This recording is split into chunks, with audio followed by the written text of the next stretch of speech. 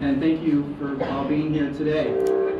I say this every year, but each time I feel more strongly when I say it, and that is thank you for all the work that you do. Without your passion, dedication, intelligence, and care for food and agriculture, none of this is possible. So please give yourself a round of applause. Also, I do want to give out a few shout outs to folks here in the room that we are grateful for having the support of.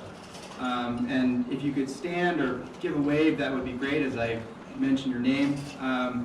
So we've got with us here today the chair of the House Ag and Forestry Committee, the committee chair, Carolyn Partridge. And sort of special thanks to mention to Carolyn. So some of you may know, some of you may not know, have been following this, that Farm to Plate, the enabling legislation was reauthorized this year. So we are set for another 10 years of the network. And Carolyn was instrumental in that. So really a big thank you to the work that she did in her committee and in the legislature. We've got some new thanks coming in. Shout outs. That's the whole conference is me just going to be giving shout outs here. Thank you to a couple of funders that we've got here, Gay Symington, Nina McDonald, Betsy Hams, and Bobby Lissier from High Meadows Fund. Thank you. Khalila Booker Casano from the Henry P. Kendall Foundation, and Nina Lopke from John Merck Fund. I have to say the Vermont Agency of Agriculture, Food and Markets, they've got a number of staff here today. We've got an incredible partnership with them. I think there's 11 staff attending, and they're going to be helping with note-taking during the session, so big thank you for that. We've got, I believe we've got all of the congressional delegation in the room, so Erica Campbell from Senator Sanders' office. Also, Farm to Plate alum, former director. Thank you, Erica. We've got Ryan McLaren from Representative Welch's office, and we've got Tom Berry from Santa Ladies. And then finally, we've got some regional partners in the room, Lisa Fernandez, and Tom Kelly will be here from Food Solutions New England. Lisa's got a great session on communications later on today, so go check that out. Lisa, there we go. All right. So I'm gonna put up a quote. I'm not actually gonna read it. But what are we to make of this title, At a Crossroads, and why are we focusing this year's theme on culture? So maybe it's admittedly a little too ominous, at a crossroads, but it does seem as if there's something in the air, a collective sense of perhaps unease afoot in our state, our communities, and in our food system, and with that a desire for vision that can help us make decisions that keep us on a path of well-being. For example, in the past year, we've had a paper on the future of agriculture in response to what is seen as a need for substantial new investments to meet new market development, farm viability, land access, technical assistance needs. We've had a dairy and water collaborative call to action to stabilize the dairy economy while fulfilling environmental objectives. We've had a report by the Vermont Milk Commission on the state and future of dairy. And we've got the reauthorization of Farm to Plate, which has brought with it the beginning stages of developing a new 10-year plan. And we'll hear some more about that later as well. And then beyond the strict confines of agriculture, the recently released VPR series on the changing story of rural Vermont captures a similar sentiment with its examination of the challenges and opportunities facing our rural communities and the next generation of Vermonters.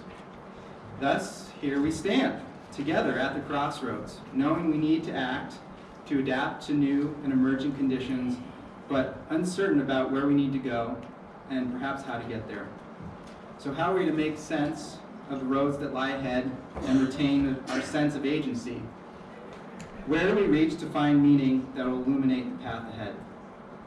When the Farm to Plate Steering Committee was grappling with these big questions this year in preparation of planning this event, culture really came to the fore.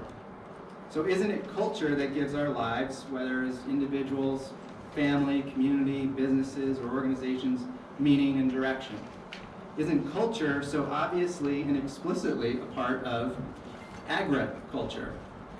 So agriculture is our way of cultivating the field, of breathing life into the land that sustains us. Likewise, if culture breathes meaning into our lives, shouldn't we spend time examining what our culture is? With the hope that in doing so, we will remind ourselves as to why we do the work we do, and refocus and re-energize ourselves to what it is we are trying to sustain, change, and create anew together. So we thought, yes, of course, let's then put our attention to culture. But it left us begging the obvious question, and we didn't have the answer: what exactly is culture? And fortunately, we've got some people here today, Andy Clavos from the Folklife Center, to help us answer that question. No, he's not making any promises that we'll have a definitive answer. But I imagine we all carry around these unsaid ideas about what the word means. Or perhaps we've all nodded in agreement when we hear that culture matters. But without putting our understanding of culture into public view, we will struggle to identify and articulate our common values, our vision for what we want life to be in the future, and its meaningful connections with the past. So it was with this motivation that culture became the focus of this year's gathering, to help us understand how we arrived to where we are today, and how in bringing culture more out into the open, we can use it to be better architects of our future. So, with that, I think the quote captures that sentiment. So here's how we're going to kind of go about doing that today.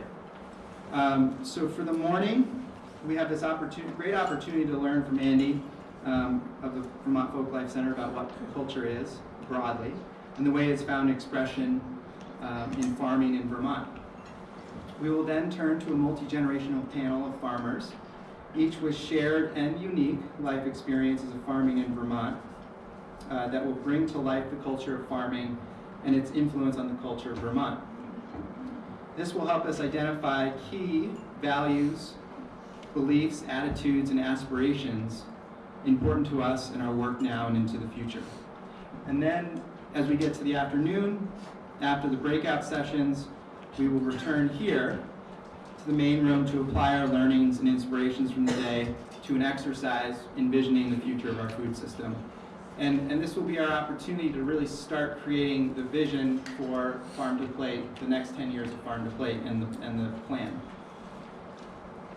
So that's what we'll be doing today. And our intended outcomes are to gain a foundational understanding of what culture is and its relationship to our work, have a deeper cultural perspective on ties between agriculture, the agricultural identity, and the identity of Vermont. We want to create hope for the future, beginning to craft a vision together and remind ourselves we are on the way to solutions. And then, I think this is a networking event, so we want to make new connections, strengthen existing ones through networking and shared learning. And this is a great opportunity, if this is your first time attending, to really meet a lot of great people, make new connections that are going to, I think, help you along the way. And just a show of hands, how many actually people here, this is your first time? Wow.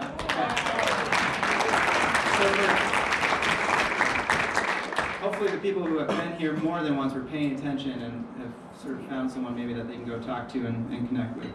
And then lastly, this is supposed to be a fun event. We want to have fun, we want to be inspired, we want to be re-energized, and I think if that's the only thing we get out of this, I think it'll be a success. So, or maybe not, I don't know. You'll get more though. Maybe I'm setting the bar low. And I think with that, so yes, enough of me talking. So what I'd like to do is spend a couple of minutes, introduce yourself to someone that you may not know very well, And then talk to each other about what culture means to you and what you think, how is it important to your work, or how do you think it's important to your work in food and farming. So go at it. A couple minutes, I'll let you know when to come back to the room.